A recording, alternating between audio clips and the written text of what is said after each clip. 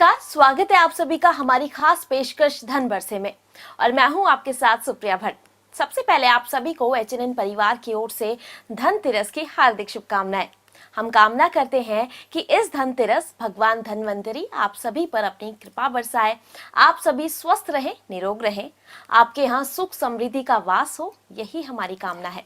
दर्शकों, धनतेरस का अवसर है और ऐसे में जो सबसे पहले बात ध्यान में आती है वो है कि धनतेरस पर क्या खरीदे और क्या नहीं, किस तरह से पूजा अर्चना करे, क्या कुछ उपाय करे जिससे आपके घर में धन की वर्षा हो। और इन्हीं सब सवालों के जवाब देने के लिए हम लेकर आए अपनी एक खास पेशकश धन बरसे। तो चलिए सबसे पहले स्वागत करते हैं, हमारे साथ स्टूडियो में मौजूद हैं आचार्य पंडित मयंक गौतम। आचार्य जी, बहुत बहुत स्वागत है।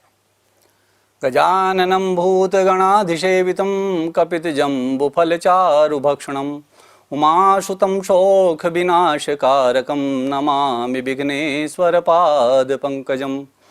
आप सभी को मेरी तरफ से धनतेरस की हार्दिक शुभकामनाएं।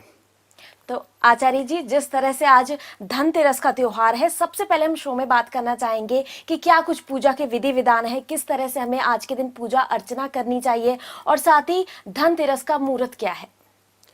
ये कार्तिक मास में दीपावली का त्योहार 5 दिनों तक का होता है और ये त्रयोदशी से शुरू होता है और भैया दूज तक चलता है। इसमें त्रयोदशी में और चतुर्दशी में और अमावस्या में इन 3 दिनों दीपक जलाए जाते हैं। धन्वंतरी भगवान का प्राकट्य होता है त्रयोदशी में। भगवान धन्वंतरी आयुर्वेद के जनक कहे जाते हैं और एक प्राचीन कथा है शास्त्रों में, विष्णु पुराण में और भागवत पुराण में ये कथा है। मैं आपको संक्षिप्त में ये बता देता हूँ। दैत्यों और देवताओं के बीच जब युद्ध चल रहा था, उसको शांत करने के लिए भगवान विष्णु ने समुद्र मंथन का आयोजन कराया और वासुकी नाग को रस्सी बनाया गया और मंदराचल पर्वत को मैथिनी बनाया गया। भगवान विष्णु ने कच्छप का अवतार धारण किया। कच्छप की पीठ पर मंदराचल पर्वत को रखकर वासुकी नाग के सिर की तरफ राक्षसों ने और पूंछ की तरफ देवताओं ने पकड़कर उसको मथना शुरू किया। उसमें से 14 रत्न निकले। सबसे पहले विष निकला, जिसके लिए भगवान शंकर का आह्वान किया गया। भगवान शंकर ने उसे पिया और कंठ तक ही रखा, इसीलिए उन्हें नीलकंठ कहा गया। इसी के साथ 14 रत्नों में मां लक्ष्मी का प्रादुर्भाव हुआ और अंत में भगवान धन्वंतरी अमृत कलश लेकर उत्पन्न हुए। मैं आपको इसका विधान बताता हूं। जब भी हम कोई अनुष्ठान करते हैं, जब भी कोई पूजा पाठ करते हैं, तो सबसे पहले हम कलश स्थापन करते हैं। कलश स्थापन का एक महत्व यह है कि उसमें सभी देवी देवता वास करते हैं। उसका अनुष्ठान करने से सारे देवता उसमें प्रतिष्ठित हो जाते हैं। उसके बाद हम गणेश जी की, माँ लक्ष्मी की पूजा करते हैं। माँ लक्ष्मी के साथ साथ हम कुबेर जी की पूजा करते हैं और नवग्रहों की पूजा विधि विधान से की जाती है। इसमें पूजा के बाद हम धन धान सब रखते हैं और माँ लक्ष्मी का जब पूजा होती है तो उसमें चांदी महत्वपूर्ण है। चांदी का सिक्का रखते हैं, चांदी की पूजा करते हैं और उस पोटली को कुबेर जी की पूजा में सम्मिलित किया जाता है। और इसका मुहूर्त जो है वो 6:30 से 8 बजे तक का है। जी, चलिए आचार्य जी, ये तो हुई पूजा अर्चना की बात, किस तरह से हमें पूजा अर्चना करनी चाहिए। लेकिन बात करें उन लोगों की जो पूरे विधि विधान के साथ पूजा करते हैं, कामना करते हैं कि सुख समृद्धि और उनके घर में जितने भी लोग हैं सब स्वस्थ रहे, निरोग रहे, लेकिन किसी कारणों के चलते उनके घर में हमेशा बीमारियां रहती हैं। और जिस तरह से आपने भी बताया ही कि धन्वंतरी जी को चिकित्सा का देवता भी माना जाता है, तो ऐसे में उन लोगों को क्या कुछ उपाय देना चाहेंगे जिससे उनके घर में बीमारी ना आए। भगवान धन्वंतरी को तो आयुर्वेद का जनक कहा जाता है। भगवान धन्वंतरी ने विश्व को सबसे पहले शल्य चिकित्सा पद्धति दी। हमारे भारतवर्ष में सबसे पहले शल्य चिकित्सा शुरू हुई और ये पूरे विश्व में फैली। हमारे वेद शास्त्रों में इसका बहुत ही सूक्ष्म वर्णन किया गया है, जिन शास्त्रों से बाकी देशों ने भी लाभ उठाया है। अगर हम किसी रोग का उपचार कराते हैं और उसमें भगवान धन्वंतरी का स्मरण करके, भगवान धन्वंतरी की पूजा करके उसका उपचार करते हैं, उसकी दवाई लेते हैं, तो निश्चित रूप से हम उस रोग से मुक्त हो जाते हैं जी। और दूसरा, चतुर्दशी में नरक चतुर्दशी कहा जाता है, जिसे छोटी दीपावली भी कहा जाता है। उस दिन हम आटे, चंदन, हल्दी और तेल का मिश्रण बनाकर उपटन से अगर स्नान करें तो हम अकाल मृत्यु से और रोगों से मुक्त हो सकते हैं, वो हमारे पास नहीं आएंगे। अच्छा आचार्य जी, जिस तरह से आपने बताया कि 5 दिन का ये पर्व होता है जो धनतेरस से शुरू होकर के भाई दूज तक चलता है, तो पुराणों के हिसाब से इन 5 महापर्व की क्या महत्वता है, इसके बारे में बताइए। इन 5 दिनों में माँ लक्ष्मी पृथ्वी पर भ्रमण करती है जी। और जब हमारे घरों को सजा हुआ सुंदर देखती है, प्रेम देखती है, तो उस परिवार में, उस घर में वो ठहर जाती है। त्रयोदशी पर धन्वंतरी भगवान का प्राकट हुआ था, तो धन्वंतरी भगवान की पूजा की जाती है। यम के प्रकोप से, अकाल मृत्यु से बचने के लिए यम की भी पूजा की जाती है, जिसमें मैंने बताया है कि वो दीपक जलाया जाता है। उसके बाद छोटी दीपावली, जिसे नरक चतुर्दशी भी कहते हैं, इस दिन हनुमान जी का जन्म भी माना जाता है। तो शाम के समय प्रदोष काल में हनुमान जी की पूजा होती है। उससे पहले दिन में हम यम का भी दिया जलाते हैं और यम के प्रकोप से निवृत्त हो जाते हैं। उसके बाद अमावस्या में काली रात्रि होती है, ये पितरों की भी रात है। इसमें पितृ रास्ता न भटक जाएं, ऐसी मान्यता है कि उनके लिए दिया जलाया जाता है। कुछ लोग एक लकड़ी को जलाकर उन्हें प्रकाश दिखाते हैं ताकि वे प्रसन्न हो हमसे और पितृ हमें सुख समृद्धि दें। इसके बाद गोवर्धन पूजा होती है, जो भगवान कृष्ण का गोवर्धन अवतार हुआ था, उसकी पूजा की जाती है। गाय के गोबर से गोवर्धन बनाया जाता है और उसकी विधि विधान से पूजा की जाती है। उसमें गन्ने का भी बहुत अच्छा महत्व है, गन्ना रखा जाता है, उसकी पूजा होती है। उसके बाद भाई दूज आती है। भाई दूज पे एक प्राचीन कथा है कि यमुना और यम दोनों सूर्य भगवान के पुत्र थे, छाया से उत्पन्न हुए थे, उनकी माता का नाम छाया था, उनसे उत्पन्न हुए थे। तो वो अपनी बहन के यहाँ जाने के लिए तत्पर हुए और जब अपनी बहन के यहाँ पहुँचे तो भोजन किया, वहाँ पे उसको उपहार दिया। इस दिन भाई दूज मनाया जाता है। ये 5 दिनों का महत्व है। अच्छा आचार्य जी, जैसे हम बचपन से सुनते हुए आए हैं, धनतेरस पर नया खरीदने की परंपरा होती है, चाहे वो सोना चांदी की बात हो या पीतल की बात हो, तो इस दिन हमें क्या कुछ खरीदना चाहिए जो हमारे लिए शुभ हो और किन चीजों को खरीदने से हमें बचना चाहिए? त्रयोदशी में जब हम धन्वंतरी भगवान की पूजा करते हैं जी। तो भगवान धन्वंतरी को पीतल बहुत भाता है, तो हमें पीतल खरीदना जरूर चाहिए और हमें लोहे और स्टील से बचना चाहिए। जी। लोहा और स्टील हम किसी और दिन भी खरीद सकते हैं, लेकिन आज के दिन चांदी और पीतल का बहुत महत्व है। पीतल के बर्तन में हमें जल मिलाकर गंगा जल के साथ उसे मिश्रण बनाते हैं और उसे पूजा में रखते हैं।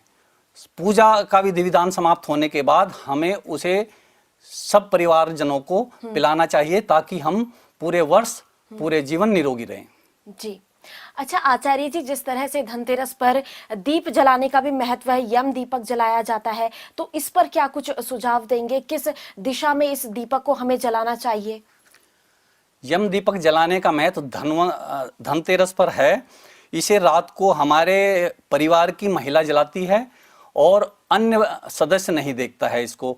और इसमें चावल, चंदन, जी, बाकी सारी चीजें प्रसाद के रूप में रखी जाती हैं, जिसे अगले दिन गाय को दिया जाता है, मंदिर में चढ़ाया जाता है। जो दक्षिणा होती है वो हमें मंदिर में चढ़ानी चाहिए। इसका ये विधान है। जी देखिए, खरीदारी तो हम साल भर करते हैं, लेकिन धनतेरस पर ये खास क्यों माना जाता है खरीदारी करना? वो जिंदगी में, हमारी जिंदगी में क्या महत्व देता है उस दिन की खरीदारी? इस दिन जो खरीदारी की जाती है वो भगवान के निमित्त होके की जाती है। जब हम सोचते हैं कि ये हमें लाभ देगा और कुछ आस्था हमारी होती है उसमें, ये सब मिलाकर अपने परिवार को, अपने परिवारजनों को सुख शांति प्रदान करने के लिए सब हम नया नया खरीदते हैं और कुछ अच्छा खरीदते हैं जिससे समृद्धि आती है घर में। अच्छा आचार्य जी, आपने बताया धनतेरस पर भगवान धन्वंतरी जी की पूजा अर्चना कैसे करें, उनका ये दिन होता है, लेकिन इसी के साथ माँ लक्ष्मी जी की भी पूजा अर्चना की जाती है। उसके पीछे का कारण हम जानना चाहेंगे कि क्यों इस दिन माँ लक्ष्मी जी की भी पूजा अर्चना होती है। उसके लिए प्राचीन कथा है एक। भगवान विष्णु और माँ लक्ष्मी मृत्युलोक में घूम रहे थे। तो भगवान विष्णु ने माँ लक्ष्मी को बिठाया, उसके बाद वो दक्षिण दिशा में चले गए। माँ लक्ष्मी ने वहाँ किसान के खेत में गन्ना ले लिया। तो भगवान विष्णु जब आए, उन्होंने देखा माँ लक्ष्मी के हाथ में गन्ना है, तो उन्होंने माँ लक्ष्मी को बोला कि तुमने इस किसान का नुकसान किया है, इसलिए तुम्हें इसकी बेटी बनकर इसके यहाँ रहना पड़ेगा। माँ लक्ष्मी उस किसान के यहाँ रहने लगी, और जब काफ़ी दिन हो गए तो माँ लक्ष्मी ने उसे धन धान्य से भर दिया किसान को। उसके बाद भगवान विष्णु आए और माँ लक्ष्मी को ले जाने के लिए किसान से कहा, लेकिन किसान को उससे इतना प्यार हो गया था अपनी बेटी से, तो वो भगवान विष्णु को मना करने लगी कि मैं माँ लक्ष्मी को नहीं भेजूंगा। तब भगवान विष्णु ने उसे 4 कोड़ियाँ दी और कहा कि तुम गंगा जी में स्नान करके आओ इन कोड़ियों को लेकर, और ये कोड़ियाँ गंगा जी में प्रवाहित कर देना। तो किसान अपने परिवार के साथ गंगा जी में चला जाता है। भगवान विष्णु और माँ लक्ष्मी उसके घर में रहते हैं। जब किसान गंगा जी में कोड़ियाँ डालता है तो माँ गंगा उनको अपने हाथ में ले लेती है और बाहर आती है। किसान बोलता है कि ये कोड़ियाँ मुझे भगवान विष्णु ने दी हैं, आप कौन हैं? तो माँ गंगा ने अपना परिचय बताया और कहा कि वो भगवान विष्णु और माँ लक्ष्मी हैं, उन्हें जाने मत देना, नहीं तो तुम दोबारा से निर्धन हो जाओगे जी। इस तरह से वो किसान अपने परिवार के साथ वापस जाता है और भगवान विष्णु को कहता है कि मैं माँ लक्ष्मी को नहीं भेजूंगा और ये मेरी बेटी है, मैं इसे नहीं जाने दूंगा। लेकिन फिर माँ लक्ष्मी उसे बोलती है कि पिताजी, मैं यहाँ से जाऊंगी, मैं कहीं स्थिर नहीं रह सकती। हाँ, मैं हर वर्ष इस दिन, धन्वंतरी के दिन, आपके यहाँ जरूर आऊंगी। आप दीपक जलाना तो मैं उपस्थित हो जाऊंगी और आप धन धान्य से ऐसे ही भरे रहेंगे जी। तो आपने जाना कि किस तरह से धनतेरस के दिन पूजा अर्चना करें, क्या कुछ विधि विधान है, क्या कुछ चीजें इस दिन खरीदनी चाहिए, इसी सब बारे में आचार्य जी ने हमें बताया। इस धनतेरस पर कैसे करें पूजा अर्चना, और अब जानेंगे कि कैसे धन संपदा के लिए कुबेर जी की पूजा अर्चना करें, क्योंकि धनतेरस को कुबेर जी का दिन भी माना जाता है। तो आचार्य जी इस पर क्या कुछ कहेंगे? माँ लक्ष्मी की पूजा में जो हम चांदी के सिक्के और पोटली की पूजा करते हैं, उसे हम अपनी तिजोरी में रखने के लिए भगवान कुबेर जी की पूजा करते हैं। स्वास्तिक बनाकर तिजोरी पर उसमें पोटली रखते हैं और ओम कुबेराय नमः का जाप करते हैं, धूप दीप चढ़ाते हैं, और वहाँ पे कमलगट्टा, धनिया, हल्दी और रोली मिक्स करके उस तिजोरी में रखी जाती है। ये कुबेर जी की पूजा हो जाती है। व्यापारियों के लिए ये बहुत ही सिद्धिदायक और धनदायक है जी। अच्छा आचार्य जी, कई लोग ऐसे हैं जो पूरे विधि विधान के साथ ये पूजा अर्चना करते हैं, उनकी जिंदगी में धन भी आता है ये सब करके, लेकिन जितनी तेजी से उनकी जिंदगी में ये धन आता है उतनी ही तेजी से निकल भी जाता है। तो इस पर क्या कुछ उपाय है आपके पास? धन किस तरह से कमाया गया है ये उस पर डिपेंड करता है। गलत तरीके से कमाया हुआ धन नहीं टिकता है। जैसे माँ लक्ष्मी 2 रूपों में आती है, एक उल्लू की सवारी पे आती है और एक विष्णु भगवान के साथ आती है। लक्ष्मी नारायण के रूप में जो लक्ष्मी आएगी वो स्थिर लक्ष्मी कहलाती है। जब हम अच्छे तरीके से ईमानदारी से धन कमाते हैं तो हमें लक्ष्मी नारायण के रूप में प्राप्त होती है और वो स्थिर हो जाती है और हमारे सुखों को बढ़ाती है। और जो उल्लू पे बैठ के लक्ष्मी आती है, जो हम गलत तरीके से धन कमाते हैं, वो हमारे रोग में लग जाती है और व्यर्थ खर्चों में लग जाती है। इस तरह से हमारा धन नहीं रुक पाता। तो हमें चाहिए कि हम अपना तरीका बदलें, गलत तरीके को छोड़ें और ईमानदारी से धन कमाएं, परिश्रम से कमाएं, तभी ये धन रुकेगा। अच्छा आचार्य जी, कहते हैं कि मंत्रों में बहुत ताकत होती है, तो ऐसे में इस त्योहार के साथ साथ बाकी के दिन में भी ऐसे कौन से मंत्रोच्चार हमें करने चाहिए जिससे माँ लक्ष्मी का हमारे घर में हमेशा वास रहे? मंत्रों में शक्ति होती है, ये सिद्ध है जी। लेकिन प्राचीन काल में जब कोई ऋषि मुनि अपने शब्दों को कहता था जी, तो वो सिद्ध हो जाते थे, वो फलीभूत होते थे, क्योंकि वो सत्य बोलते थे, झूठ से परे थे।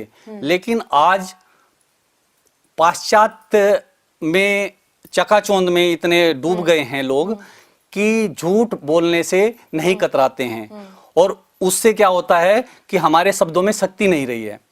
और जब हम मंत्र बोलते हैं या मंत्र जाप करते हैं, शास्त्रों को पढ़ते हैं, तो वो फलीभूत नहीं हो पाता। मैं कुछ मंत्र बताता हूं, हमें चाहिए कि हम सच बोलें, आज से ही सच बोलना शुरू करें और मंत्रों का जाप करें, तो वो फलीभूत जरूर होंगे। मैं कुछ सरल मंत्र बताता हूं जो सभी अपने जीवन में कर सकते हैं और उससे फायदा उठा सकते हैं। जैसे भगवान शिव का मंत्र है, कर्पूर गौरम करुणावतारम संसार सारम भुजगेंद्रहारम सदा वसंतम हृदयारविंदे भवम भवानी सहितम नमामि। और गणेश जी का मंत्र है, वक्रतुंड महाकाय सूर्यकोटि संप्रभ निर्विघ्नं कुरु मे देवे सर्व कार्येषु सर्वदा।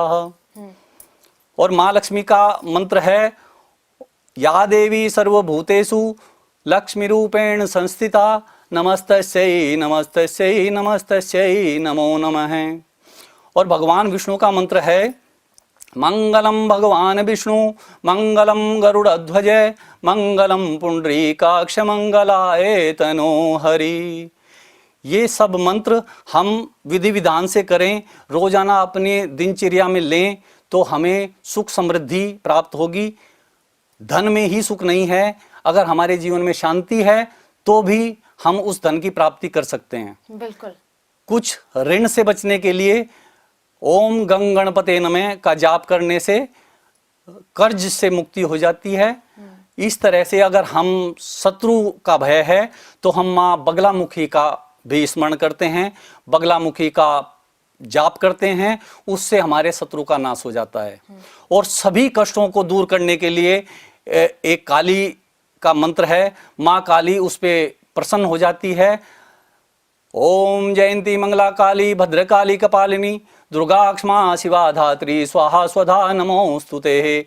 इसका जाप करने से कोई भी कष्ट जीवन में नहीं आता है। जी। अच्छा आचार्य जी, कई लोगों के ये भी सवाल रहते हैं कि वो पूजा अर्चना चाहे मंत्रोच्चार हो, सब चीज़ों को बखूबी निभाते हैं, लेकिन कहीं ना कहीं उनकी किस्मत उनका साथ नहीं देती, उनके ज़िंदगी में बाधा आती रहती हैं, अड़चने आती रहती हैं, तो कहीं ना कहीं ये पितृदोष के चलते तो नहीं होता उनकी ज़िंदगी में? पितृदोष कहा जाता है, जीवन में आता है, लेकिन ये पितृदोष नहीं है। पितरों का तो बहुत बड़ा हमारे ऊपर उपकार है, जिसके कारण हम ये जीवन जीते हैं, इसकी कठिनाइयों को पार करते हैं। पितृ हमारे जीवन में इतना महत्व रखते हैं, वो भगवान के समकक्ष हैं, हमें उनकी उपासना भगवान के समकक्ष करनी चाहिए। जिस तरह से हम भगवान को पूजते हैं उसी तरह हमें पितरों को पूजना चाहिए। हम वर्ष भर में 15 दिन जो पितरों के लिए होते हैं, केवल उसमें श्राद्ध करते हैं और उनसे मुक्ति पा लेते हैं। उसके बाद पूरे वर्ष हम भूल जाते हैं कि पितृ कौन है। जी। पितरों को हमेशा याद रखो। अपने दादा परदादा जो हमारे जीवन में नहीं हैं, उनका स्मरण करो तो हम सुख समृद्ध होंगे। एक श्लोक कहा गया है मनुस्मृति में, ये नश्य पितरो याता येन याता पितामह तेन यायात सताम मार्गम तेन गच्छन ऋष्यति। अर्थात जिस रास्ते पर हमारे पितृ चले हैं, जिस रास्ते पर हमारे बाबा परदादा चले हैं, उसी रास्ते पर, उसी धर्म के रास्ते पर हमें चलना चाहिए। और आज क्या हो रहा है कि हमारे बाबा दादाओं ने भगवान विष्णु, भगवान शंकर, माँ गौरी की पूजा की है और हम जो हैं साईं और अन्य बाबाओं के चक्कर में पड़ गए और हम अपने सुख से दूर हो गए। बिल्कुल। अच्छा आचार्य जी, जिस तरह से धनतेरस का त्योहार है, साल में एक बार ये त्योहार आता है, तो ऐसे में इस त्योहार को और खास बनाने के लिए हमें क्या कुछ करना चाहिए जिससे हमें विशेष फल प्रदान हो? इसमें बहुत सी ऐसी विधियां हैं जो हम अगर जीवन भर करते हैं तो माँ लक्ष्मी की कृपा प्राप्त करते हैं। धन न भी आए, हमें सुख शांति मिलती है और वही हमारा सबसे बड़ा धन है। जी। हमारी संतान हमारा सबसे बड़ा धन है। जी। हमें माँ सरस्वती की पूजा कैसे करनी है खुद भी करें और अपने बच्चों को प्रेरित करें माँ सरस्वती की पूजा करने के लिए, तो उनकी विद्या बढ़ेगी, वो सफल होंगे जीवन में। उसके बाद दूसरी चीजें हैं कि जब हम घर में सामान लाते हैं, वास्तु के हिसाब से देखते हैं। आजकल हम फ्लैट सिस्टम में रहने लगे हैं, तो उसमें वास्तु दोष रहता है। उस वास्तु दोष को तोड़ फोड़ से तो नहीं ठीक किया जा सकता, लेकिन जो दक्षिण की दिशा होती है, अगर उस पर अपने पितरों का फोटो लगा लिया जाए और उसकी पूजा की जाए, उसके रोजाना दर्शन किए जाएं, तो हमें सुख समृद्धि मिलेगी, हमारा सब अच्छा हो जाएगा। जी, तो आचार्य जी, भारत में धनतेरस से ये महापर्व की शुरुआत हो जाती है। 5 दिन तक ये महापर्व चलता है और जो सबसे मेन चीज इसमें बात रहती है वो रहती है घर की सजावट की। तो ऐसे में किस तरह से अपने घर को सजाएं जिससे माँ लक्ष्मी प्रसन्न होकर के हमारे घर में प्रवेश करें? इन 5 दिनों के शुरू होने से पहले हम घर की सारी सफाई करते हैं, उसका कूड़ा कचरा बाहर निकालते हैं, पेंट आदि कराते हैं, अपने घर में नए सामान लाते हैं जी। उसके बाद हम आम के पत्तों और गेंदे के फूल से लड़ी बनाते हैं और उसे अपने दरवाजों पर लगाते हैं। उसका मेन गेट पे लगाने से उसका अलग महत्व है। और गाय के गोबर को माँ लक्ष्मी के रूप में माना जाता है, तो गाय के गोबर से दरवाजे के दोनों तरफ स्वास्तिक का चिन्ह बनाया जाता है। ये कहते हैं कि गाय के गोबर से बनाए हुए स्वास्तिक से माँ लक्ष्मी प्रसन्न होती है और वो घर में प्रवेश करके वहां ठहर जाती है। जी, अच्छा आचार्य जी, धनतेरस के दिन जिस तरह से खरीदारी का तो दिन ये होता ही है, लेकिन इस दिन हमें कुछ दान भी करना चाहिए जिससे जो हमारे ग्रह हैं वो शांत हो जाए?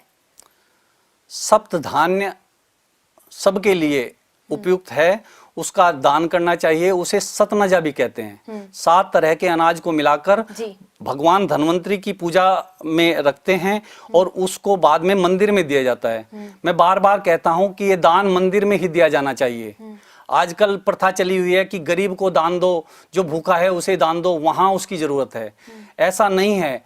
पूरे 365 दिन हैं, 365 दिनों में वहां बाकी को दान दे दो, लेकिन जो ये पूजा का दान, अनुष्ठान का दान होता है, ये मंदिर में ही जाना चाहिए। इसकी उपयोगिता वहां सिद्ध होती है और हमें फल की प्राप्ति वहां से होती है। जी, तो आचार्य जी, आपने हमें ये धनतेरस के त्योहार के दिन किस तरह से हमें पूजा अर्चना करनी चाहिए इस बारे में जानकारी दी, लेकिन यहाँ पर हम ये जानना चाहेंगे, क्या ये पूजा अर्चना हम खुद भी कर सकते हैं या किसी पंडित द्वारा ही करवाएं? यहाँ अगर पुण्य अर्जित करना है जी, फल की प्राप्ति करानी है, तो इन 5 दिनों में से 2 दिन पंडित से पूजा कराएं। क्योंकि जब पंडित के द्वारा स्वस्ति वाचन बोला जाएगा, संकल्प लिया जाएगा और उसके बाद आचमन विधि कराकर भूमि पूजन कराया जाएगा, उस तरह से हमें सुफल की प्राप्ति होगी। पहले हम अपवित्र पवित्रो वा सर्वास्थांगतोऽपि वा स्मृत पुंडरीकाक्षं सेवा ऐसे व्रंत है शुचि ही, पूरे वातावरण को शुद्ध करेंगे, पवित्र करेंगे। उसके बाद स्वस्ति वाचन पढ़ेंगे। उसके बाद पृथ्वी का पूजन करेंगे। ओम पृथ्वी त्वा धृता लोका देवी त्वम उष्णा धृता त्वम च धारिमाम देवी पवित्रम कुरु चासनम। इस तरह से हमने पृथ्वी की पूजा की। उसके बाद यजमान को पंडित हाथ में जल लेकर, एक सिक्का लेकर उसको संकल्प लेता है। उस संकल्प से जो भी पंडित मंत्र बोलता है, जो भी विधि विधान करता है, वो सब यजमान को लगते हैं। जी। इसके बाद जब सब मंत्र पूजा पाठ हो जाता है, तब पंडित के मुख से निकलता है जो अपराध हो जाते हैं, उस आवाहनम न जानामि विसर्जनम पूजाम चैव न जानामि अक्षमताम परमेश्वरी मंत्रहीनम क्रियाहीनम भक्तिनम सुरेश्वरी यत् पूजितम मया देवी परिपूर्णम तदस्तु में। जो हमने पूजा में कमी रह गई है, हमारे द्वारा कुछ गलत हो गया है, हम विधि विधान नहीं जानते, उस तरह से ये मंत्र बोलकर हम अक्षमा प्रार्थना कर लेते हैं, भगवान वो हमारी मंजूर कर लेते हैं। जी, तो ये थे हमारे साथ आचार्य पंडित मयंक गौतम, जहां उन्होंने हमें धनतेरस त्योहार को और किस तरह से खास बनाए इस बारे में जानकारी दी। किस तरह से इस दिन पूजा अर्चना करें, क्या कुछ विधि विधान है, क्या कुछ इस त्योहार का मुहूर्त है, इस बारे में उन्होंने हमें जानकारी दी। इसी के साथ ये भी बताया कि इस दिन क्या कुछ खरीदे और क्या कुछ खरीदने से बचे। जिस तरह से इस दिन हमें पीतल का सामान खरीदना चाहिए, लोहा लेने से हमें यहाँ पर बचना चाहिए और यम का दीपक हमें दक्षिण दिशा में जलाना चाहिए। इस तरह की यहाँ पर हमें आचार्य जी ने जानकारी दी। उम्मीद करती हूँ कि आप उनके द्वारा दिए गए उपायों का अपनी जिंदगी में ज़रूर उपयोग करोगे। और हमारी भी यहाँ पर बस यही कामना है कि आपके घर में हमेशा सुख समृद्धि का वास हो, आप स्वस्थ रहें, निरोग रहे। और फिलहाल हमें दीजिए इजाजत। नमस्कार।